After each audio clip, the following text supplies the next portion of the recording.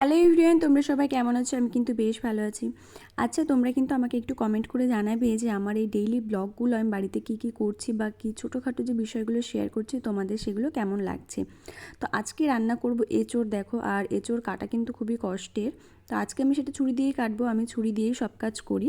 তো ছোটো, খুব একটা বড় না, এঁচোড়টা ও বাজার থেকে এনেছিল, সেটা দেখো প্রথমে কেটে নিচ্ছি। আমি পাকা কাঁঠাল খেতে খুব একটা পছন্দ করি না, আমার ভালো লাগে না, কিন্তু এঁচোড়টা কিন্তু আমার বেশ ভালো লাগে। আমার শ্বশুরবাড়িতে কিন্তু কাঁঠাল গাছ নেই বললেই চলে, একটা ছোট গাছ আছে, সেটাতে এখনও কাঁঠাল হয় না। কিন্তু আমার বাপের বাড়িতে কিন্তু বেশ কটা কাঁঠাল গাছ আছে, যেখানে কিনা এঁচোড় কাঁঠাল দুটোই হয়। তো আমাদের যেটা খেতে হয় সেটা কিনেই সাধারণত, তো এটাও বাজার থেকে কিনে এনেছিল। আর আজকে এনেছে কিছুটা চিংড়ি মাছ, তো সেটাই করব। দেখো আমি কেটে নিচ্ছি। আর আজকের কাঁঠালটা না ভীষণ টাটকা ছিল, হয়তো কালই পেরেছে, এরকম একটা ব্যাপার। গাছ থেকে প্রচুর পরিমাণে আঠা ছিল, প্রচুর আঠা। যাই হোক, আমি সেটা কেটে নিয়েছি। তারপরে দেখো চিংড়ি মাছটা পরিষ্কার করে নিচ্ছি। আর আমার বর কিন্তু চিংড়ি মাছ খোসা সমেত একদম খেতে পছন্দ করে না, তার জন্য পুরো খোসাটাই ফেলে দিতে হয়। আমি খেতে ভালোই লাগে, আমার আমার কোনো অসুবিধা হয় না, কিন্তু ও বলে যে না, একটু যেন খোসা না থাকে।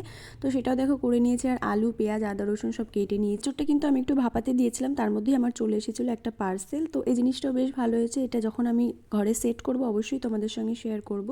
তারপরে আমি এঁচোড়টা হালকা করে একটু ভেজে নিচ্ছিলাম, কারণ বাবা বলেছে ভেজে নিলে নাকি স্বাদটা বেশি ভালো হয়। তারপরে এই মশলা দিয়ে বেশ কিছুক্ষণ কিন্তু কষিয়ে আমি দিয়েছিলাম জল। তো এটা হচ্ছে ফাইনাল